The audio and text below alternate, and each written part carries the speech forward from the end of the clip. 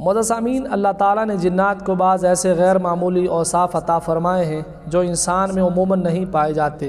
حضرت سلیمان علیہ السلام نے جب شہر سبا کی ملکہ بلقیس کا تخت لانے کا حکم دیا تو ایک درباری جن نے عرض کی کہ میں اس تخت کو اتنے دور سے آپ کا اجلاس ختم ہونے سے پہلے لے آؤں گا۔ اس بات کو قرآن مجید سورہ نمل کی آیت نمبر 39 میں بیان کیا گیا ہے، جس کا ترجمہ ہے: سلیمان نے کہا، اے درباریوں، تم میں کون ہے کہ وہ اس کا تخت میرے پاس لے آئے قبل اس کے کہ وہ میرے حضور مطیع ہو کر حاضر ہو؟ ایک بڑا خبیث جن بولا، میں وہ تخت حضور میں حاضر کر دوں گا قبل اس کے کہ آپ کا اجلاس برخاست ہو، اور میں اس پر قوت والا اور امانت دار ہوں۔ معزز سامعین، جنات کی خوراک کیا ہے، یہ کیا کھاتے ہیں، اس حوالے سے صحیح مسلم اور جامع ترمذی میں حدیث مبارکہ ہے۔ حضرت علقمہ رضی اللہ عنہ فرماتے ہیں کہ میں نے حضرت عبداللہ بن مسعود رضی اللہ عنہ سے سوال کیا، کیا جنوں سے ملاقات کی رات میں آپ میں سے کوئی نبی پاک صلی اللہ علیہ وسلم کے ساتھ تھا؟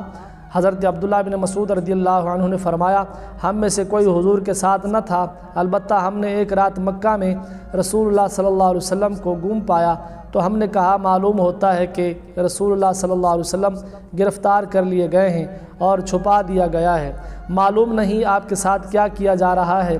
ہم مسلمانوں کی جماعت نے یہ رات بہت بری حالت میں گزاری۔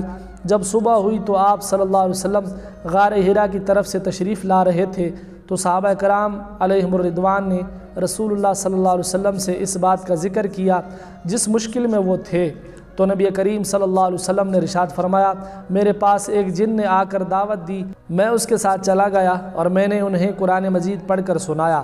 پھر نبی کریم صلی اللہ علیہ وسلم ہمیں لے گئے اور ان کے آثار دکھائے اور ان کی آگ کے آثار دکھائے۔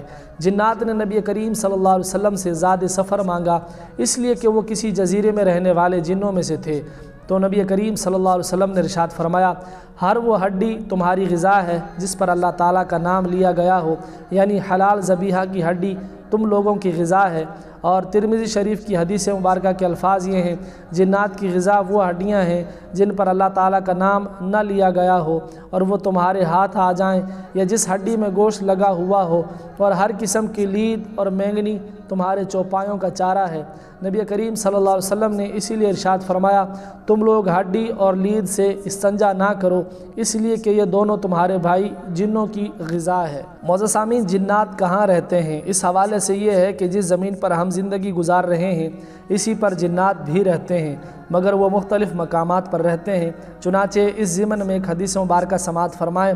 معجم الکبیر کی حدیث مبارکہ ہے، حدیث نمبر 1143 ہے۔ حضرت بلال بن حارث رضی اللہ عنہ فرماتے ہیں، ہم اللہ تعالیٰ کے محبوب صلی اللہ علیہ وسلم کے ساتھ ایک سفر میں تھے تو آپ قضائے حاجت کے لیے تشریف لے گئے۔ میں آپ صلی اللہ علیہ وسلم کے پاس پانی کا برتن لے گیا تو میں نے آپ صلی اللہ علیہ وسلم کے پاس لوگوں کے لڑنے جھگڑنے کی آواز سنی۔ اس طرح کی آواز میں نے پہلے کبھی نہیں سنی تھی۔ جب نبی پاک صلی اللہ علیہ وسلم تشریف لائے تو میں نے عرض کی، یا رسول اللہ صلی اللہ علیہ وسلم، میں نے آپ کے پاس لوگوں کے لڑنے جھگڑنے کی آواز سنی اور اس سے پہلے میں نے ایسی آواز کسی کی زبان سے نہ سنی تھی۔ آپ صلی اللہ علیہ وسلم نے ارشاد فرمایا، میرے پاس مسلمان جنات اور مشرک جنات آپس میں جھگڑ رہے تھے۔ ان لوگوں نے مجھ سے درخواست کی کہ میں انہیں رہنے کی جگہ دے دوں تو میں نے مسلمان جنات کو ٹیلوں اور چٹانوں میں جگہ دی اور مشرک جنات کو پشت زمین یعنی گڑھوں، گھاٹیوں اور غاروں میں رہنے کی جگہ دی۔ معزز سامعین، ابو داؤد کتاب الطہارت میں حدیث نمبر 69 ہے۔ حضرت عبداللہ بن سرجس رضی اللہ عنہ حضرت قتادہ رضی اللہ عنہ سے روایت کرتے ہیں کہ نبی پاک صلی اللہ علیہ وسلم نے بل یعنی سوراخ میں پیشاب کرنے سے منع فرمایا۔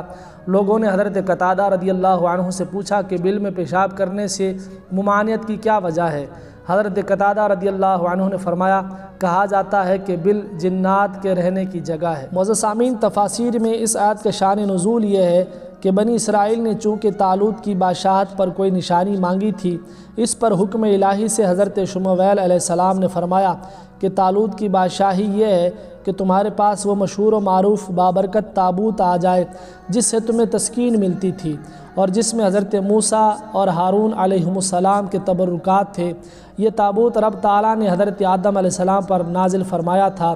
اس میں تمام انبیاء کرام علیہم السلام کی تصویریں تھیں۔ یہ تصویریں کسی انسان نے نہیں بنائی تھیں بلکہ قدرتی تھیں۔ انبیاء کرام کے مکانات کی تصویریں تھیں، اور آخر میں حضور صلی اللہ علیہ وسلم کی اور آپ کے مقدس گھر کی تصویر ایک سرخ یاقوت میں تھی، جس میں آپ صلی اللہ علیہ وسلم نماز کی حالت میں قیام میں ہیں اور آپ کے ارد گرد آپ کے اصحاب موجود ہیں۔ حضرت آدم علیہ السلام نے ان تمام تصویروں کو دیکھا۔ یہ صندوق نسل در نسل منتقل ہوتا ہوا حضرت موسیٰ علیہ السلام تک پہنچا۔ آپ اس میں توریت بھی رکھتے تھے اور اپنا مخصوص سامان بھی رکھتے تھے۔ حضرت موسیٰ علیہ السلام کے بعد یہ تابوت بنی اسرائیل میں چلتا آیا۔ جب بنی اسرائیل کو کوئی مشکل درپیش ہوتی تو وہ اس تابوت کو سامنے رکھ کر دعائیں کرتے اور کامیاب ہوتے، دشمنوں کے مقابلے میں اس کی برکت سے فتح پاتے۔ معزز سامعین، بنی اسرائیل کے اعمال اور افعال کی وجہ سے تابوت سکینہ جیسی نعمت ان سے لے لی گئی۔ آج بھی یہودی اس کی تلاش میں ہے، مگر تابوت سکینہ ان کو نہیں مل رہا۔ آج بھی یہودی اس کی تلاش میں ہے، مگر تابوت سکینہ ان کو نہیں مل رہا۔ معزز سامعین، کیا آپ جانتے ہیں کہ دجال اور یہودیوں کا آپس میں کیا تعلق ہے؟ دجال کا شدت سے انتظار اس وقت یہودی کر رہے ہیں، اور یہ بات حق ہے کہ دجال قرب قیامت میں ضرور آئے گا۔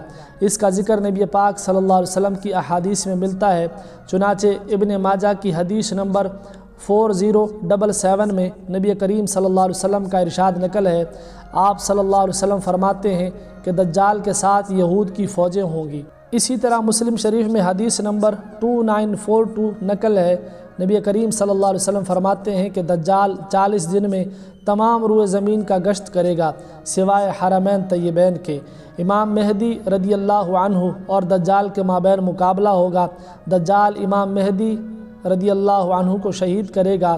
ابن ماجہ اور ترمذی شریف میں حدیث مبارکہ ہے کہ دجال حضرت عیسیٰ علیہ السلام کی سانس سے پگھلنا شروع ہوگا جیسے پانی میں نمک گھلتا ہے۔ وہ بھاگے گا، آپ علیہ السلام تعاقب فرمائیں گے اور مقام لد پر اس کی پیٹھ میں نیزہ ماریں گے، اس سے وہ واصل جہنم ہوگا۔ معزز سامعین، یہودی اگرچہ حسد اور بغض کی وجہ سے نبی کریم صلی اللہ علیہ وسلم کا انکار کرتے ہیں، مگر اس بات سے وہ بخوبی واقف ہیں کہ یہ نبی ایسے سچے ہیں کہ جو ان کی زبان سے نکلتا ہے حق اور سچ نکلتا ہے، جو یہ فرما دیں وہ ہو کر رہتا ہے۔ لہٰذا یہودیوں کو جب یہ پتہ چلا کہ مسلمانوں کے نبی نے یہ فرمایا کہ دجال مقام لد پر قتل ہوگا، تو یہودیوں نے وہاں ہوائی اڈہ جو کہ اسرائیلی ہوائی اڈے کے نام سے ہے قائم کر دیا، جو کہ اس وقت بھی موجود ہے۔ معزز سامعین، امید کرتا ہوں کہ آپ کو ہماری آج کی یہ ویڈیو پسند آئی ہوگی۔ اس طرح کی معلوماتی، منفرد اور دلچسپ ویڈیوز دیکھنے کے لیے ہمارے چینل کو سبسکرائب کر لیں تاکہ آپ کو اس طرح کی خوبصورت ویڈیوز ملتی رہیں۔ ملتے ہیں اگلی ویڈیو میں، تب تک کے لیے اللہ حافظ۔